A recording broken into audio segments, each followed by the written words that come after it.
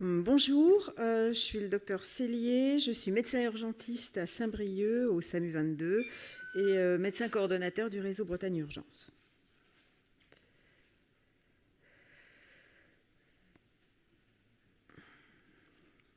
Donc, quand on parle d'accès régulé aux urgences, ça a déjà été évoqué, parle-t-on d'un mode d'accès régulé ou de plusieurs?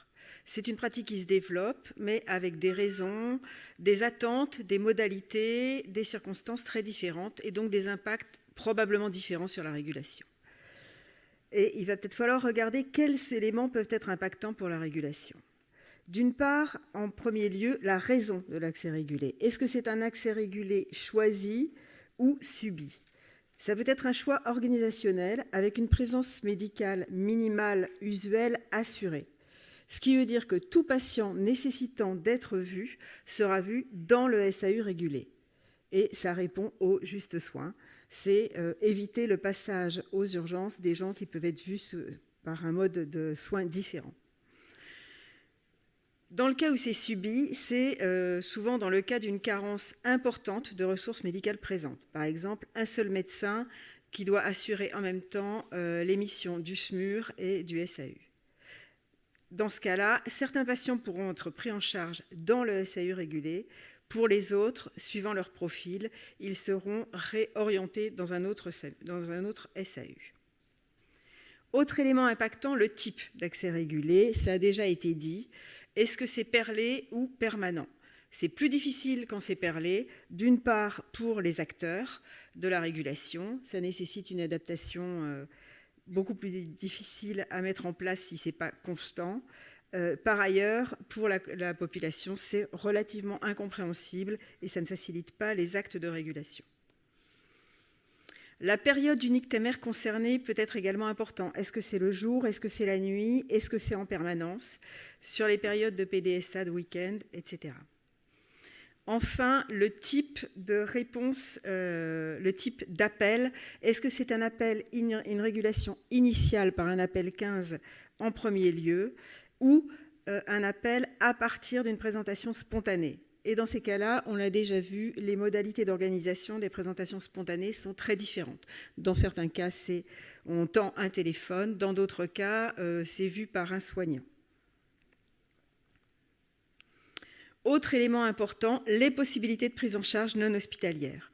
Avec l'organisation de la médecine générale, des soins non programmés, là également en fonction de la période, journée, PDSA, nuit profonde. Est-ce que c'est un SAMU organisé en SAMU-SAS? Est-ce qu'il y a des accès à des téléconsultations? Et l'important, c'est l'organisation, mais également l'accès de la régulation à ces moyens en temps réel. Un autre point important, il a déjà été souligné, les nombres et la disponibilité en transport sanitaire. C'est un problème récurrent dans quasiment toutes les régions et qui est variable également suivant la période du nictémère. La connaissance par la population du mécanisme est également très important. Quels sont les efforts d'information et de communication qui sont faits? Est-ce qu'on observe les accès régulés peuvent également modifier le comportement de la population, impactant celle-ci, la régulation? Est-ce que ça se traduit par une éducation? On va voir que dans un certain nombre de régions, c'est le cas. Est-ce que, à contrario, il y a un déplacement spontané des patients vers les SU non régulés de proximité? Est-ce qu'ils attendent et ça a déjà été abordé. Est-ce qu'il y en a qui renoncent aux soins avec un impact délétère?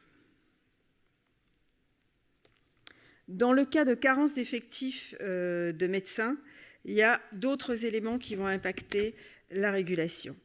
Des éléments liés à l'établissement du SAU régulé. Est-ce qu'il existe des procédures? Est-ce qu'elles sont respectées? Partagées avec la régulation en cas de période d'accès régulé concernant les circuits, les types de patients admis. Quelles sont les ressources présentes aux urgences, qu'elles soient médicales ou paramédicales, en nombre comme en qualité? Est-ce que l'établissement est un établissement siège de SMUR, en particulier quand il y a un seul médecin présent? Quelle est la charge de travail à ce moment-là? Les patients qui ne sont pas encore pris en charge, les patients qui sont en cours de prise en charge, les patients vus en attente d'hospitalisation ou en attente de sortie, avec là également la problématique des transports sanitaires et également la capacité de reprise des patients vus dans le SAU de réorientation par l'établissement régulé quand il y a besoin de l'hospitaliser. Concernant les SAU limitrophes, est-ce qu'ils sont eux-mêmes régulés ou non? Et pour quelles raisons? Là également, si c'est également pour un défaut de ressources médicales, ça peut poser beaucoup de problèmes, et en particulier s'il y a sur des périodes de régulation concomitantes sur des secteurs contigus. Et enfin, pour les SAU de réorientation, quelle est leur charge de travail propre? Quel est le nombre de patients qui ont déjà été réorientés vers ce SAU? Et enfin, quelles sont les modalités d'organisation après prise en charge au SAU? En particulier pour ceux qui doivent être hospitalisés, comment sont organisés les retours vers l'établissement d'origine? Est-ce qu'il y a accord? Est-ce qu'il y a possibilité en termes de capacité? Et pour les retours à domicile, s'il y a besoin de transport sanitaire, il y a également la problématique des transports sanitaires. Comment mesurer l'impact sur la régulation? La plupart du temps, on se base essentiellement sur un aspect qualitatif par le nombre de DRM, et un élément qui peut être intéressant, en particulier dans le cas de régulation stricte comme déjà abordé, c'est les DRM générés par les patients qui se présentent spontanément aux urgences et à qui on tend un téléphone. L'aspect quantitatif, l'analyse, elle doit être faite avec la réserve qu'en même temps, d'autres modifications structurelles et fonctionnelles, la mise en place et le déploiement des SAS, certaines fermetures de structures, compliquent cette approche. C'est pourquoi il conviendra de le suivre dans le temps. L'aspect qualitatif, lui, on dispose malheureusement de peu de données qualitatives et qui sont elles-mêmes peu comparables. Les paramétrages de nos logiciels de régulation sont différents. Les définitions des indicateurs ne sont pas toujours complètement harmonisées. Les modes de requêtage sont non plus non harmonisés. Les résultats, alors quelques expériences, j'ai repris un petit peu les mêmes que lors de la précédente présentation. En ce qui concerne le Tarn-et-Garonne, le contexte, c'est un CRA qui régule 3 établissements de santé avec SAU, avec depuis le 1er novembre 2021 fermeture d'un des 3 SAU et mise en place d'un accès régulé à partir du 1er juillet 2022, H24 sur tout le Tarn-et-Garonne. Alors, ce qu'on observe, c'est une augmentation très importante. Donc, j'ai pris les 3 années consécutives, 2021, 2022, 2023. On constate en 2022, donc, une augmentation très substantielle de 38%. La première partie, le premier semestre, c'est probablement, enfin, plus que probablement, en rapport avec la fermeture du SAU. Mais on voit que cette augmentation devient beaucoup plus perceptible au second semestre, lors de la mise en place de la régulation H24 sur l'ensemble du département. On voit qu'elle se poursuit au premier semestre 2023, et puis que finalement, elle se stabilise lors du deuxième semestre 2023 avec une augmentation de 0% et une augmentation sur l'année 2023 de 16% alors qu'elle est de 38% l'année précédente. On reste cependant à un niveau d'activité très nettement supérieur à ce qu'il était au préalable. On peut constater les variations d'une autre façon par l'entrecroisement des courbes de l'évolution 2021-2022 et 2022-2023. Donc avec sur la courbe rose au premier semestre, donc une augmentation d'environ 20% qui va passer à 54 dans le second semestre, et puis l'évolution inverse sur l'année 2022-2023. Les résultats en Côte d'Or, le contexte, c'est un CRA site pilote SAS avec une régulation MU et MG 24 heures sur 24. La régulation, elle va se faire sur Dijon, qui dispose de 2 SAU, un au CHU et un dans une clinique privée. Il y a 2 associations de permanence des soins et 5 sites de consultation. La mise en place d'un accès régulé se fait à partir de novembre 2022 sous forme d'une régulation 17h, 8h de novembre à juin 2023 et une régulation H24 à partir de juillet 2023. Les modalités, c'est un choix organisationnel accompagné d'une communication importante, avec une régulation stricte des urgences avec agent de sécurité bloquant l'accès et demandant aux patients d'appeler le 15 pour ceux qui se présentent spontanément. Par contre, pour les patients qui se présentent avec un courrier de leur médecin traitant, il n'y a pas de filtre. Les résultats, c'est une augmentation également des DRM, moins substantielle, comme pour les diminutions des passages aux urgences, moins substantielle que pour le Tarn-et-Garonne, mais quand même assez nette, qui débute lors du premier semestre, lors de la régulation, qu'on voit dès le premier semestre avec la mise en place de la régulation 17h, 8h, mais qui augmente très nettement après la régulation H24 à partir de juillet 2023. Avec un différentiel entre le premier et le deuxième semestre de 19%.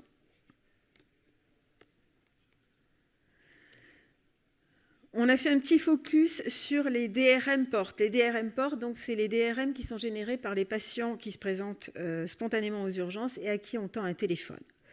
Là, on a repris les données de la Côte d'Or, mais également à côté les données du Lot-et-Garonne, donc il y a une expérience plus ancienne, puisque c'était déjà le cas, il y avait déjà des chiffres se rapportant à 2022. Sur l'expérience de la Côte d'Or, on voit qu'après une phase initiale qui génère beaucoup de DRM portes, on voit sur le second semestre donc une courbe descendante de ces DRM portes. C'est ce qui a été constaté également dans le Lot-et-Garonne avec plus de recul, puisque les DRM portes en 2022 sont au nombre moyen de 45,8 par jour et chutent de 55% au cours de l'année 2023 pour atteindre 20,6%. Une autre région avec une expérience très différente sont les Côtes-d'Armor. Le contexte est un CRA pour un département avec 4 territoires qui sont partiellement ou totalement sur le département, ce qui est assez inhabituel, mais c'est la Bretagne et ses particularités.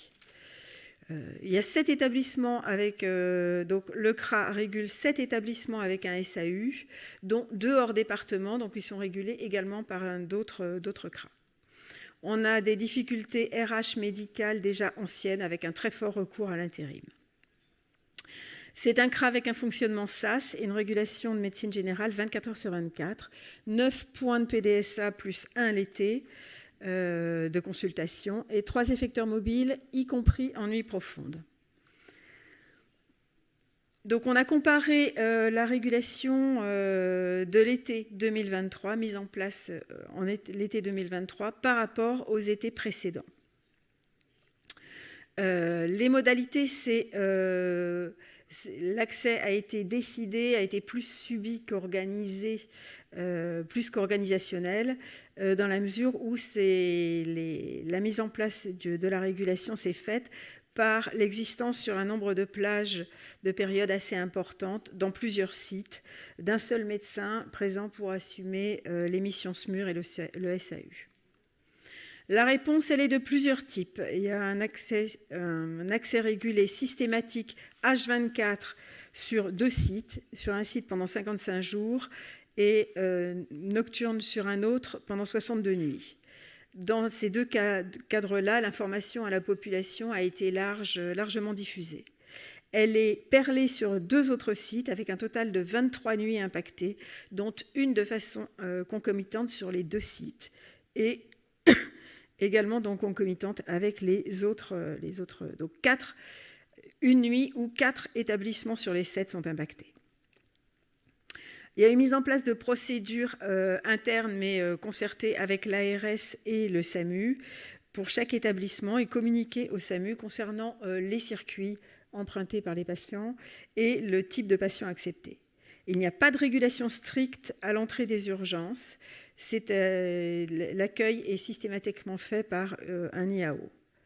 Il y a un engagement de reprise par les SAU régulés, par les établissements des SAU régulés, des patients nécessitant hospitalisation. Enfin, il y aura eu de multiples contacts téléphoniques avant et pendant les périodes d'accès régulé.